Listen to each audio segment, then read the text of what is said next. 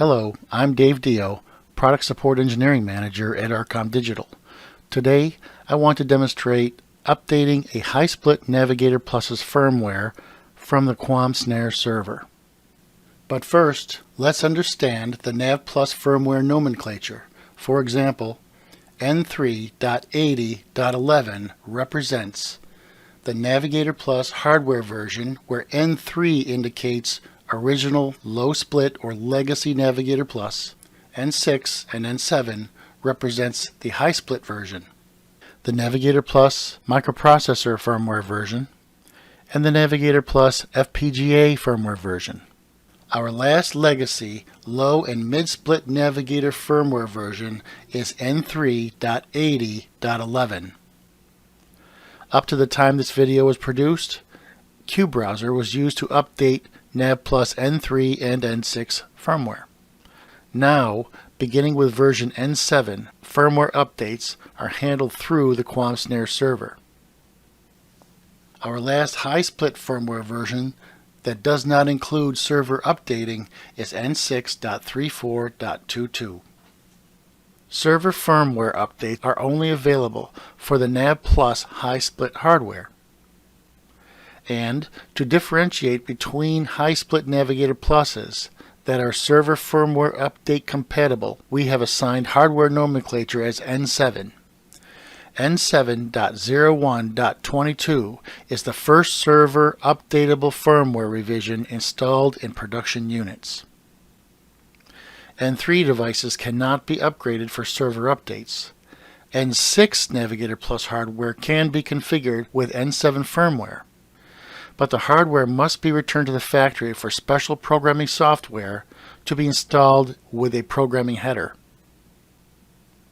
QBrowser can be used to program future N7 firmware revisions once the initial N7 version has been installed.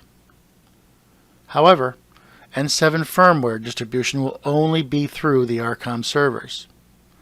Contact Sales Engineering for the correct distribution version if it's required. And when updating with the server, cradle power and GPS are not required.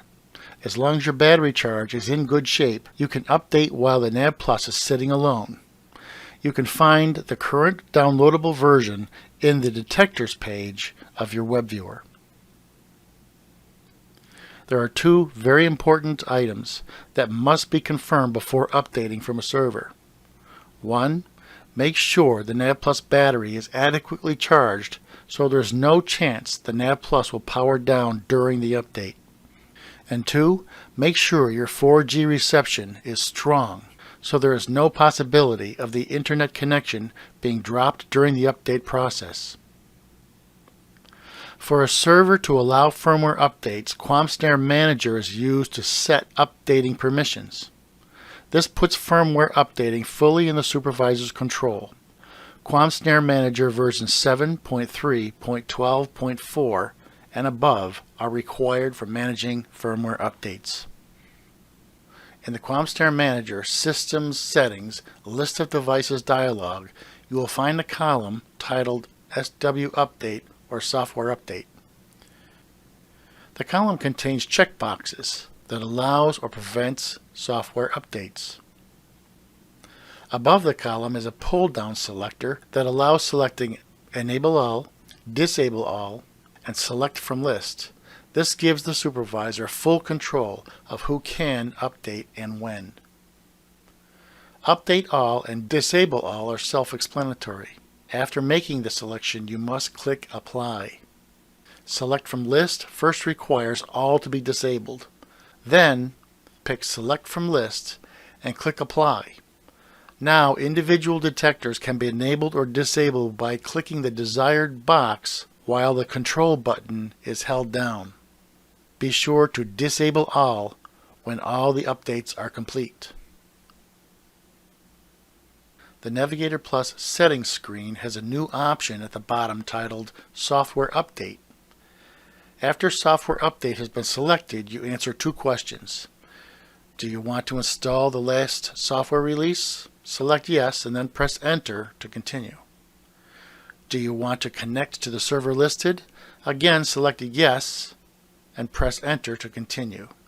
In either case, if you select No, the NavPlus will return to the settings screen. If the server was not configured to allow the download, or if no update is available, you will receive the message your current firmware is already installed. After connecting to the server, the firmware update begins automatically.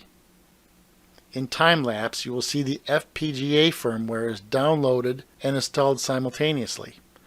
Once the download and installation is verified correct, the microprocessor firmware will download. When the microprocessor firmware download is complete, the new microprocessor firmware will be installed. Finally, your NavPlus will reboot, and your NavPlus is ready to use.